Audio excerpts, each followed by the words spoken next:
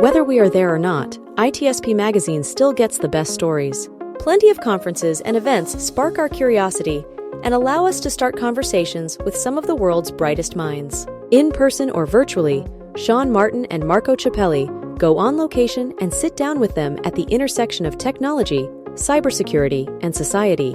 Together, we discover what the synergy of these three elements means for the future of humanity.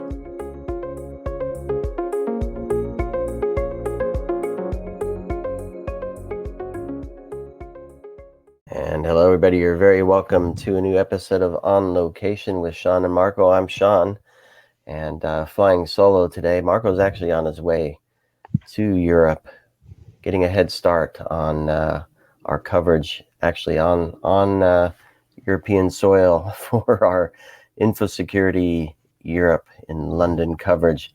And we're excited to be in London, excited to have the conversations and to hear what's going on in Europe and around the world from our friends at InfoSecurity Europe. I'm thrilled to have Madelein and Topé on from Forrester. We're going to have a chat about predictions and futures, and of course, I think we might even touch on that two-letter acronym that everybody seems to be talking about. We can't not talk about that. So, thank you both for joining me today. Thank you very much. Great to be here. Very good. And I have analyst envy. I'll start off with that. I always thought I'd be an analyst, so I cherish the work that you do, and so who knows, maybe someday I'll have the opportunity to do some fun stuff. And I also love talking with the Forrester team. You all have some great insights, and any chance I get to speak with the Forrester Airlines, I'm thrilled for that as well. Before we kick into what's going on at InfoSecurity Europe, more specifically, maybe a few words from each of you about what you're up to and what your role is at Forrester, so folks know who we're hearing from. And we'll start with you, Madelein. Yeah, so my name is Madelein van der Hout. I'm a senior analyst at Forrester within the cybersecurity and risk team. And specifically, I cover a couple of domains. So from a global perspective, I'm looking at API security. And from a European perspective, cyber security consulting services, threat landscape, together with Topé, cybersecurity trends, and how CISOs are actually spending their budget, and if we can find any trends in that as well. And one of the other interesting things that I'm working on is actually security operating model. That's intriguing.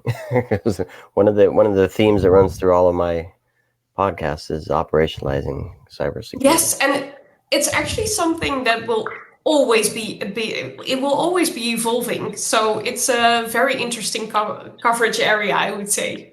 Well, hopefully we can touch on that quickly, and who knows, maybe we'll have a deeper conversation on that topic, because I'm super intrigued by it, and I think there's a lot of opportunity to do some things there. Topé. Thank you very much. Topé Olufon, also a senior analyst based out of Germany. At Forrester, I cover zero trust, managed detection and response, digital identity, and eSignature. So while I primarily cover the European market, I also collaborate frequently with global colleagues, especially in the digital trust domains. Perfect. Well, thank you both for that, and let's get into it. So, InfoSecurity London is 4th through 6th in June, just around the corner, and you both have conversation. I think you're joining together on one, and Topé, you're on another panel looking at AI. Let's start with the general view of what you think will be the main themes at this year's conference. And so I'm curious to know, so you mentioned before we started recording the some predictions you made, and you're going to be looking back at that. That might be a good place to start. So maybe if you can share some of those points, Madelein, that would be great. Of course. Well, what we are expecting to see, because it is something that we see everywhere around the world, obviously, is that InfoSecurity will also revolve quite a lot around generative AI. But I'm actually hoping that we will travel beyond just generative AI and what kind of sophisticated threats we see emerging from that. Because when we have a look at the most notable breaches that occurred in 2023, a lot still stem from poor hygiene. So I think we also need to remind everyone that we still have to work on the basics. So one of our predictions, Forrester predictions, is that 90% of all data breaches will include a human element still. And that really calls for companies to look, well, at their workforce, at their employees. How can they really change behavior instead of just working on behavior or awareness? One of the things that I have a lot of conversations around is if you have training systems where you just have to look through a video, you see that people will do that while multitasking, and that doesn't really change anything. It doesn't change behavior, and that will mean that in the future, the human element within breaches will still be very huge. And it's actually something we can really change. One of our other predictions actually is that at least 3 data breaches this year will be publicly blamed on AI-generated code. And we're saying at least 3 because when we're looking at root causes, we are suspecting that if it's due to AI-generated code, not every company will report that. Interesting. Meaning, and I don't know if you have any insight into why they won't report it. Is that they don't want people to know that it was they were using generated code, or? Yes, unfortunately, unfortunately, we're still working with quite a lot of blaming and shaming when it comes to reporting incidents. So a lot of companies still are afraid, that there will be repercussions or that there will be actions hold against that. And especially with AI and not having your security elements in place, that could lead to a huge reputational damage. And Topé, what are your thoughts on this? My thoughts actually mirror Madelein's. So I think a lot of it is also going to stem from the fact that organizations will try to use AI to generate a lot of code. And beyond just generating code, a lot of the security practices that we've learned the hard way are going to be unlearned, because they're using AI to generate code. They're also trying to use AI to validate code. That's going to result in a significant number of low-hanging vulnerabilities. And I say low-hanging because if you think about a few years ago where SQL injections were a dime a dozen, because a lot of focus was shifted to rolling out code pretty quickly. Right now, we expect to see similar things with AI because people are going to have a similar approach. It's an exciting tool. It's good for productivity, and they will try to automate parts of security that are not yet ready to be automated. Yeah, and I can't help but go back to the hygiene and the human element. If all of our training is for end users to not click on stuff, and we're not worrying about don't create code with that, we're leaving a big empty gap right there. Yeah. Yeah, so it's really interesting to see those type of things as well, because even when we look at the increase of, for instance, software for recruitment, AI is dominating in that field as well, but no one is particularly checking if the people that are applying are real or if the vacancies are actually real. So there could also exist fuzz in the future if we're hiring real people. So there's a lot of elements you can also manipulate in that. Yeah, I've actually heard stories of, I presume, who knows really, but I presume that in many of the cases that were being referred to, the people were real, but not the people you think they are. So somebody somebody would be doing the interviews. They'd be using, well, somebody who does great at interviews would do the interviews for somebody, and then they get hired and not be the same person that got the job, but they're actually the one doing the job. It's quite interesting. Exactly. And if we're taking it even further, there's already a woman who trained a large language model based on all the data of her ex-boyfriends and placed that in a hologram and already married the hologram. So there are all kinds of interesting but also disturbing developments when it comes to generative AI. The human mind has no limits, I think, in that regard. To get weird. I want to go back to the hygiene piece and maybe touch a bit on the risk areas that you focus on, Madelein, as well. Of course, I want your thoughts on this as well, Topé. But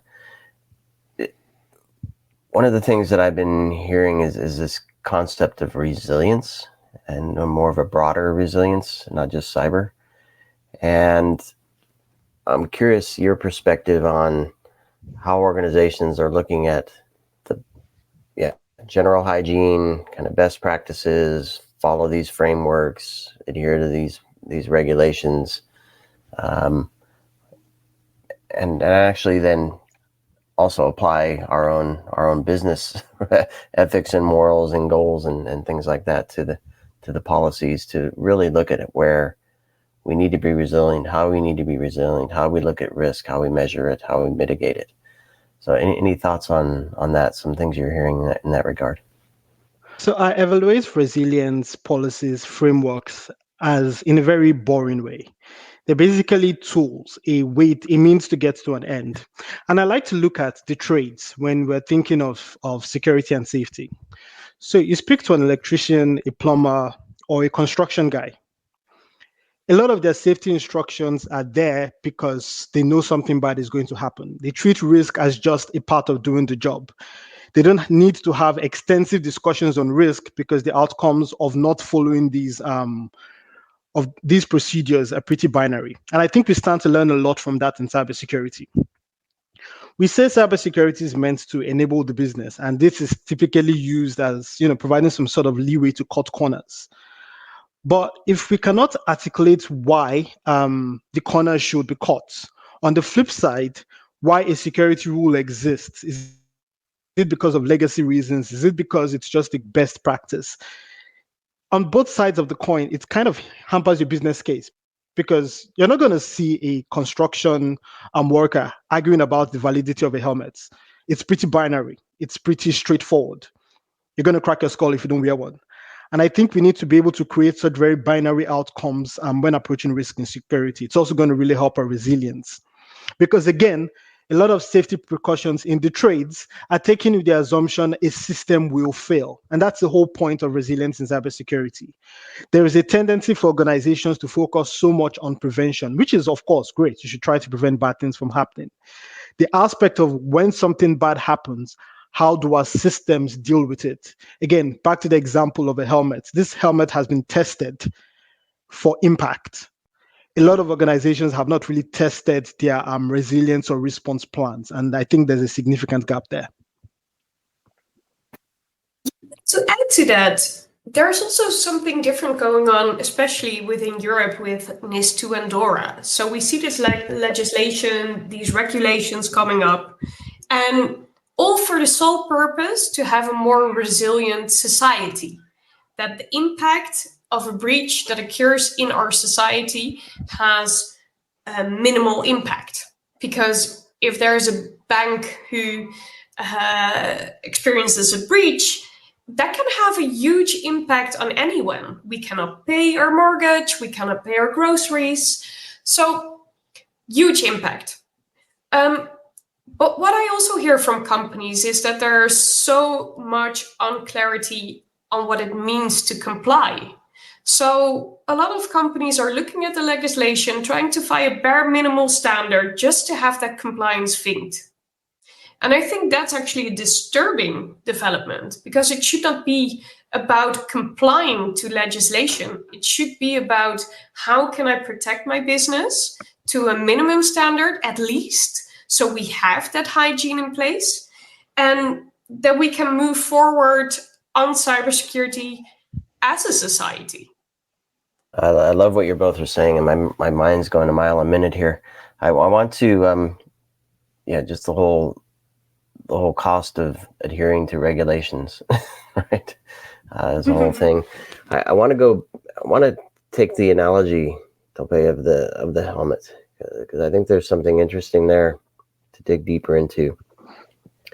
A helmet, I don't know, we don't wear helmets in a bus, right? But then the bus has safety measures that they test, right? And we don't rely on just the bus safety measures when we build the roads. The roads have been designed with angles and not too tight of turns and things like that to ensure that vehicles can travel on them safely. If we have potholes, we fix them, and we put lights to help cross traffic and things like that.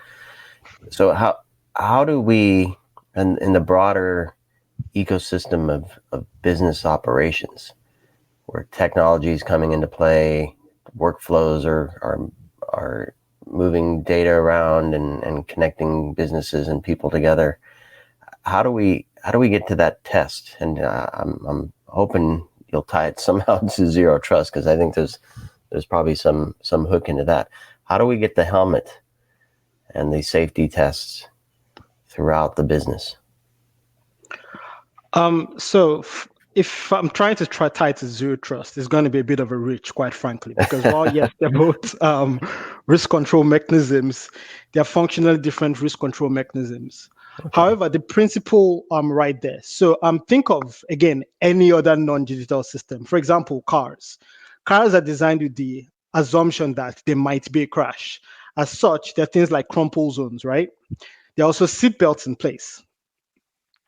All of this is built with the explicit objective of ensuring the passenger and driver survive, right?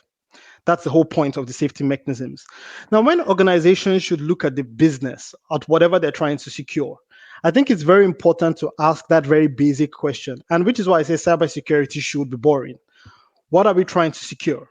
If zero trust is the way to secure it, then you adopt zero trust. Now, when we think of zero trust, least privilege, consistent monitoring, and untrusted by default, right? Those three principles are important, but a lot of organizations don't really understand why. So zero trust becomes another compliance project that they will inevitably fail at. Now, if you're doing zero trust for an environment, now let's think of something. You're a fintech, right? And you have a lot of developers. What you're trying to use zero trust there, first and foremost, should be your development pipeline. Because if you use zero trust everywhere else, but your development pipeline is not secure, why are we really doing zero trust, seeing as you're a fintech and development is a huge part of what you do? And that's why I like to approach security from a non-digital perspective, because safety systems in the physical world are designed with specific objectives in mind and not just compliance reasons. And Madelein, you mentioned the human element earlier, and I'm connecting this to what Topé's talking about. I'm thinking about somebody working in the field, an oil field, let's say. The risk or the impact is binary, right? If I don't work this valve properly, it's going to blow up in my face and it's going to hurt. I don't know. We have that same sense of, I don't know if we call it fear or reality or understanding of the impact of our digital systems. And Marco and I talk about it quite often, where because you can't see it, it's often magic and it just works, and therefore you don't really understand the impact it has behind the scenes or broader. So what are your thoughts on this? Well, also when we look at the human element in cybersecurity, so if you have your entire company, your human element is as strong as your least experienced employee. And then we're not even talking about different generations and how different generations are looking at personal data, for instance. So my perception of personal data is different than, for instance, for my little niece. She would accept cookies right away.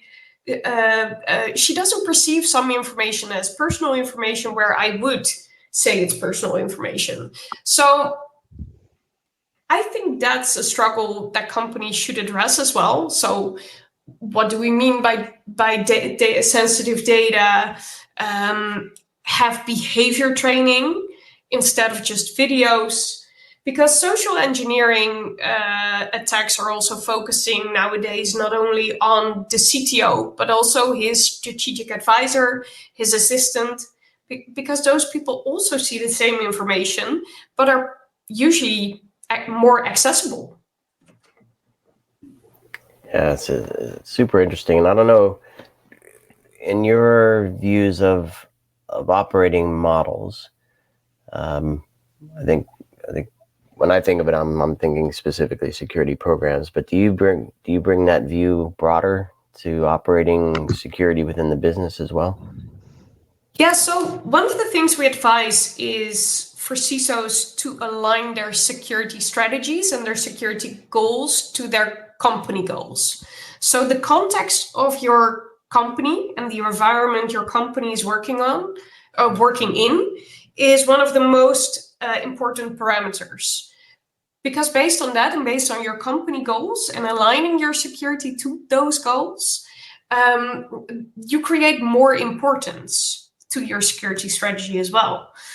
We see a tremendous uplift in CISOs who are directly reporting to the board. So we also see that we've managed security up to the board, which is really great.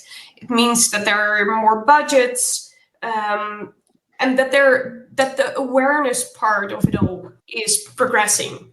So you also see that companies are looking at what are the type of things we want to have in-house, what can we outsource, and how do we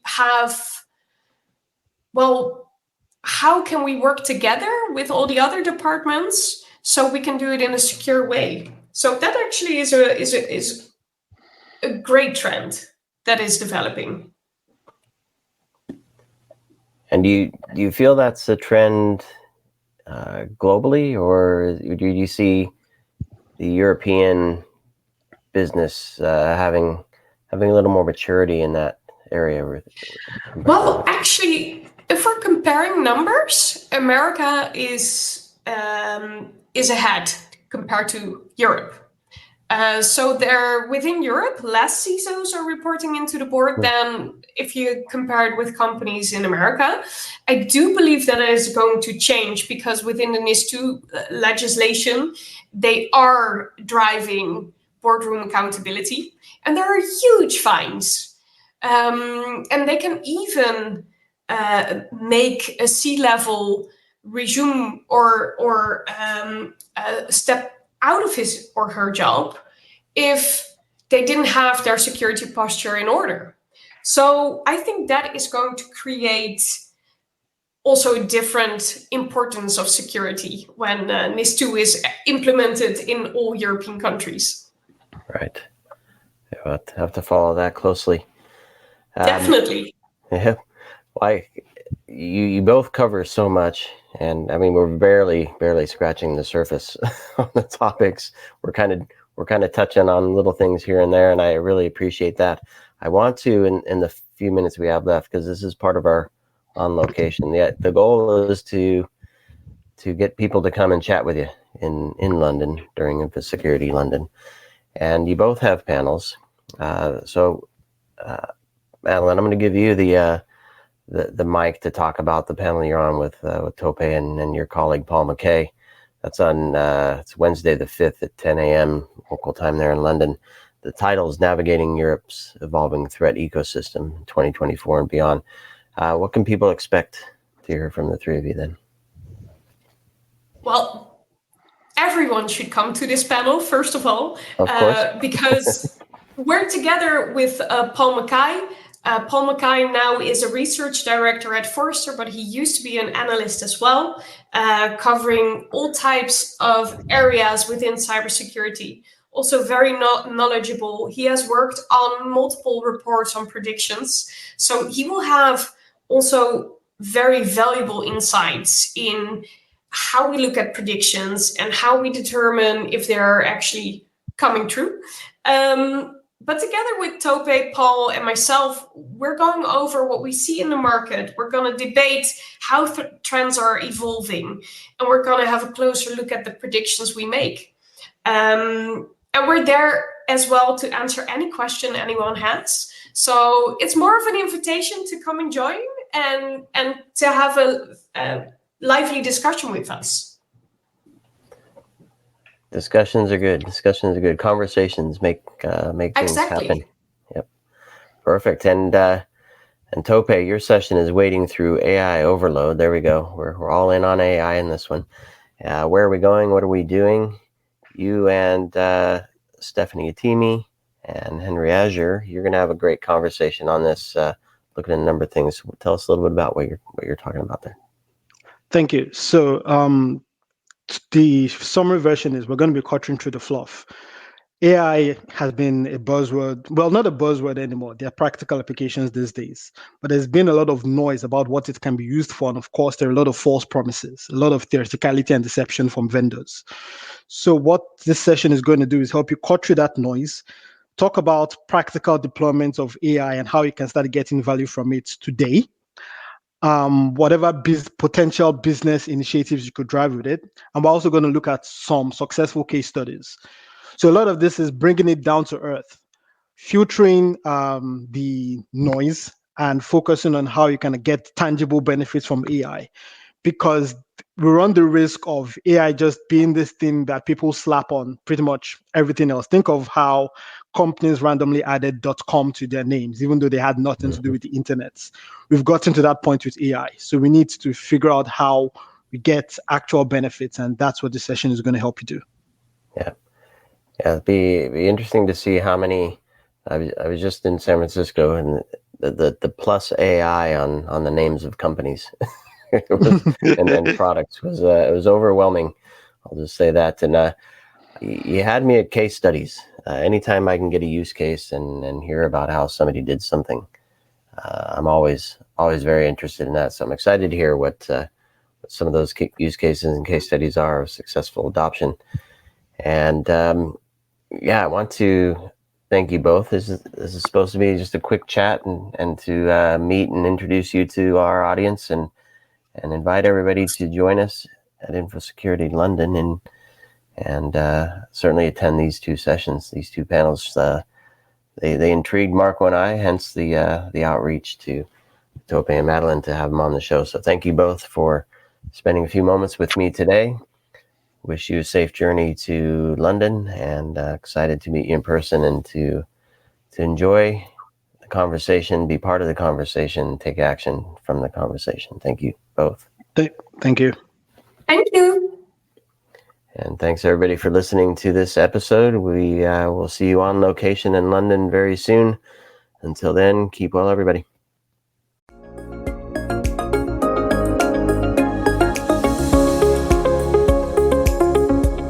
We hope you enjoyed this episode of Sean and Marco's On Location event coverage conversations. Please take a moment to give the show a good rating and leave a comment. Remember to share this podcast with your friends, family, and colleagues. Come back for more conversations and follow Sean Martin and Marco Ciappelli as they continue their journey toward redefining cybersecurity and society.